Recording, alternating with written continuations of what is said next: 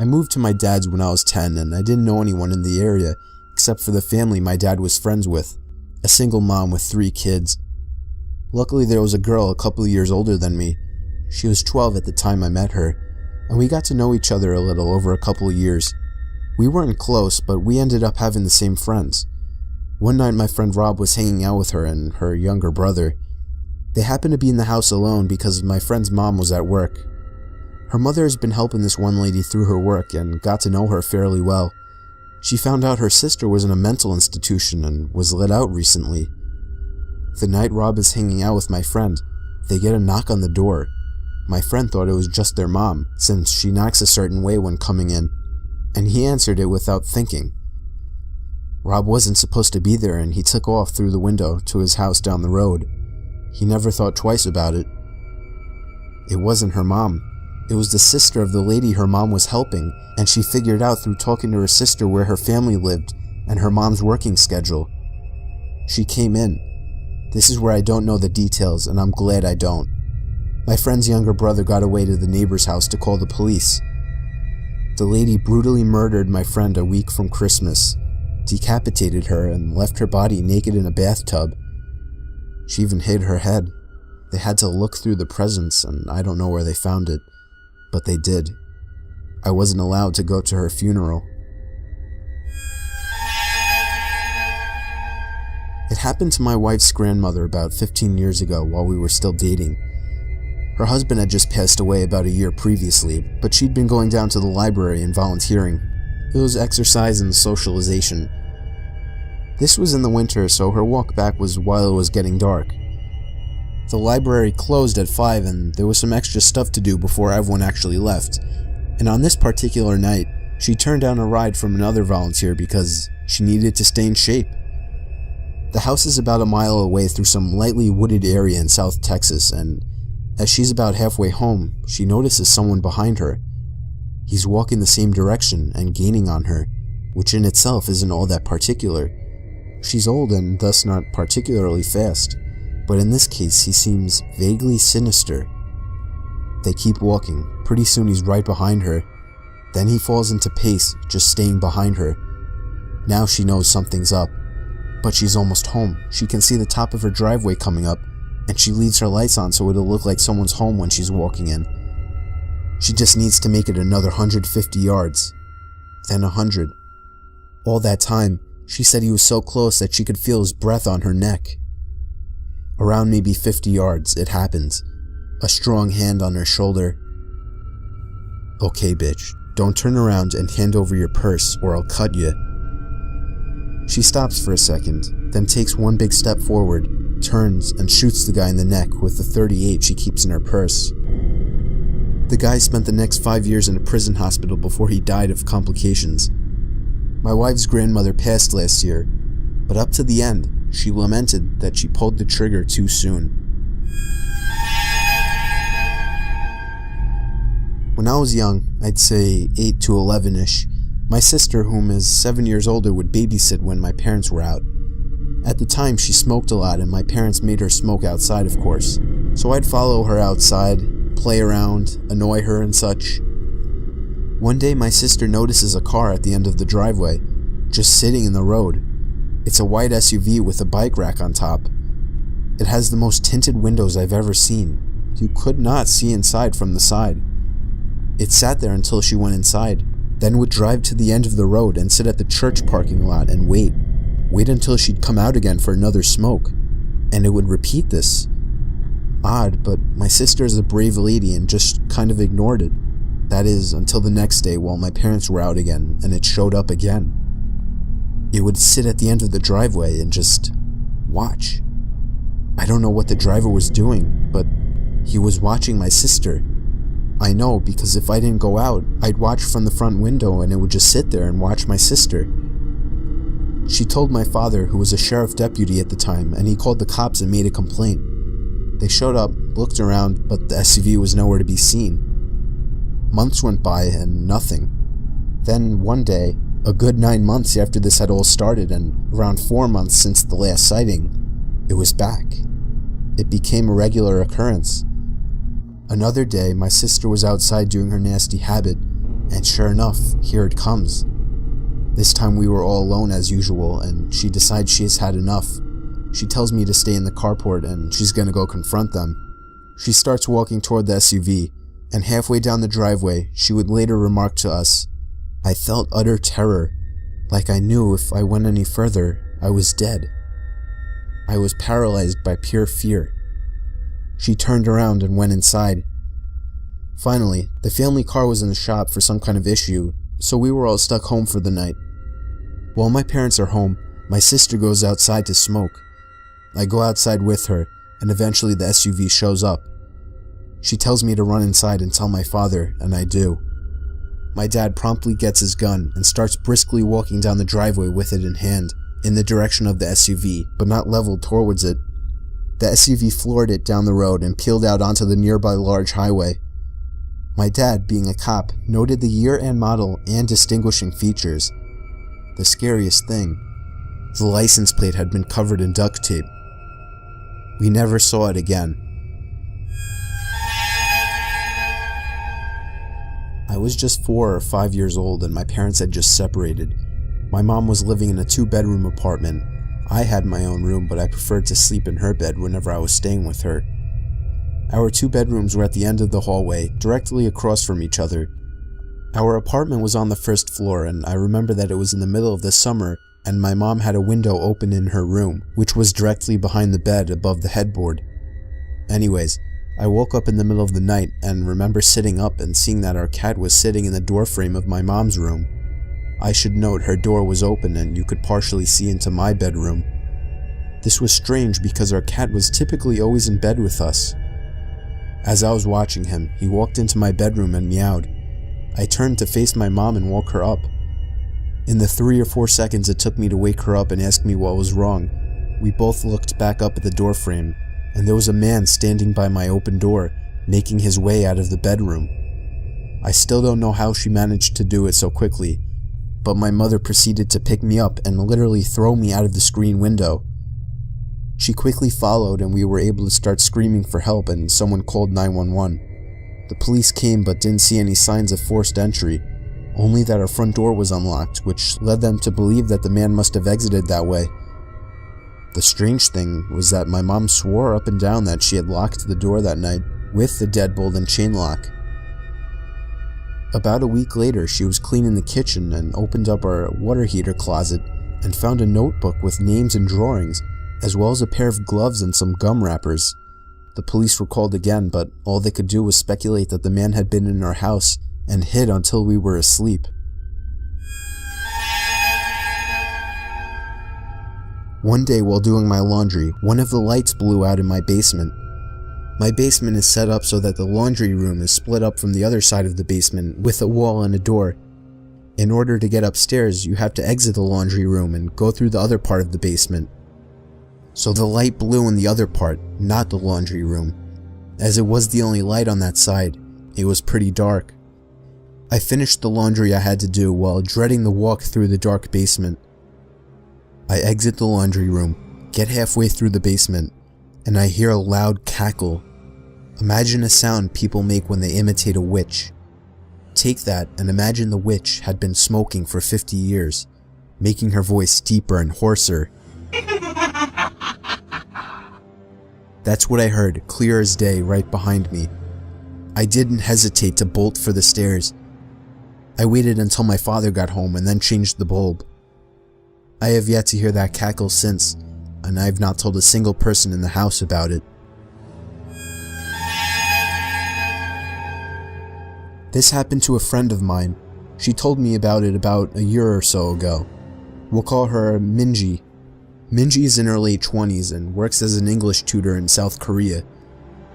One evening, a few years ago, she was tutoring a high school boy. They were up studying pretty late and the buses stopped running.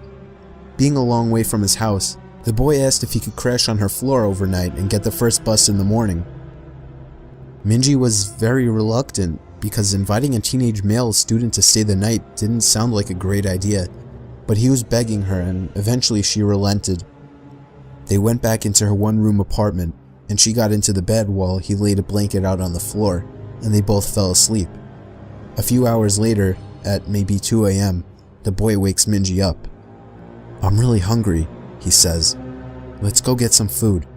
Minji opens her eyes and looks up at him in disbelief. "Food? Now? It's 2 a.m., go back to bed." But the student insists. "No, I'm so hungry, let's eat something now." She tells him that there's some ramen in the kitchen and he could fix himself some. This doesn't satisfy him. He doesn't want ramen. "There's a 24-hour place just down the road. Let's go there." Eventually, after several minutes of persuasion, the boy gets Minji to come with him to the restaurant. They leave the apartment and head out. As soon as they're on the street, the boy turns to Minji and says, "I'm not hungry. I woke up in the middle of the night and looked under your bed. There's a man sleeping there." They call the police and discover that a homeless man had been living in Minji's apartment, sleeping under the bed for 2 months. The boy only saw him because he was lying on the floor, so he had a clear view under the bed. I was driving a shortcut from 29 Palms, California to Albuquerque, New Mexico. 29 Palms is located in the desolate high desert east of LA. The shortcut was all 2-lane road through total nothingness, except for a passing through Amboy. Amboy is a nearly abandoned town nearly as far below sea level as Death Valley. So I was driving by myself in the afternoon and proceeded to drive up into the mountain range between Amboy and I-40. Once I reached the top, I'm driving north through a canyon with high grass on both sides of the road. Up ahead I see some stuff in the middle of the road. As I approach, I slow down to see a red Pontiac Fiero stopped sideways across both lanes. A suitcase open with clothes scattered everywhere and 2 bodies laying face down in the road, a man and a woman. I stop 100 feet or so away, and the hair on the back of my neck is standing up. Being a Marine, I reach under the seat and pull out a 9mm pistol and chamber a round. Something seemed very wrong. It looked too perfect, as if it were staged. An ambush? Something was just wrong.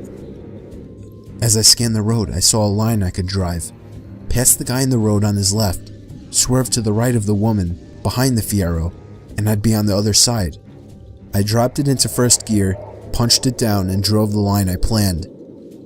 I passed the back of the Fiero without hitting it, or either of the bodies in the road. I continued forward a couple of 100 feet and slowed down, so I could breathe and let my heart slow down. As I looked up into the rear view mirror, I saw that the 2 bodies had gotten up to their knees, and 20 or so people emerged from the tall grass on either side of the road by the car and bodies. At that moment, my right foot smashed the gas pedal to the floor, and did not let up until I had to slow down for the I-40 East on-ramp. I will never know what would have happened to me had I gotten out of the car to check on the bodies, or stopped my car closer to them.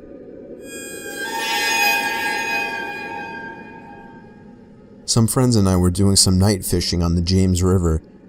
We were sitting along the shoreline with a nice fire going, accompanied by the usual idle talk and a few beers, when suddenly, everyone just stopped talking, like a switch was flipped off.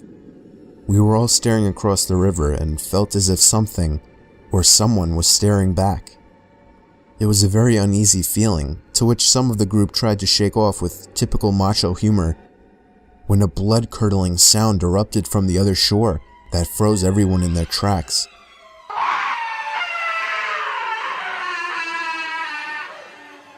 The sound was unlike any other that I had ever heard, and it made every hair on my body vibrate and tingle.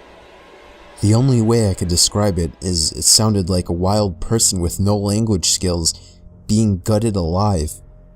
No words, just this high-pitched, blood-curdling scream.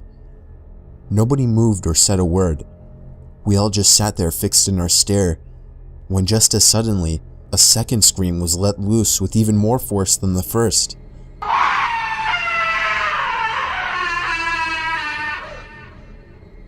By this time, several of us were sprinting to our trucks that were parked a few yards away, retrieving various firearms.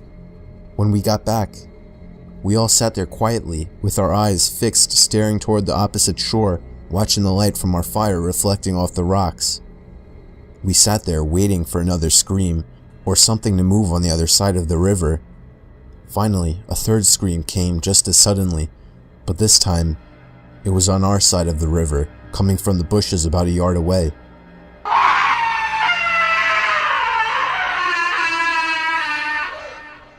We all hightailed out of there, leaving most of our stuff behind.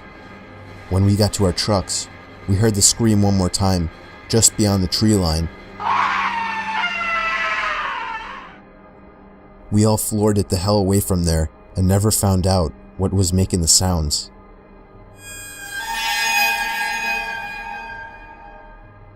It was a Friday night, and my friend was picking me up in his car from my house. I was in a hurry since we were running late for the hockey game in the city. The whole car ride there, we were having such a good time that I hadn't even noticed that I didn't have my phone. I searched the car seat, the floor, but it wasn't in the car. I was sure that I had just forgotten it. During the hockey game, I couldn't stop worrying that maybe I had dropped my phone somewhere, so I borrowed my friend's phone and ran to the bathroom. I dialed my number and hoped someone at my house would pick up. It took 3 rings before somebody picked up, but they remained silent on the other end. I yelled into the phone that I was just checking if I had left my phone at home. They didn't answer. I assumed it was my little brother just messing with me, so I hung up. I got home late that night to see that my parents weren't home. I got inside my house and called them to see where they were. They told me that they had gone out to eat and see a concert at the park with my little brother.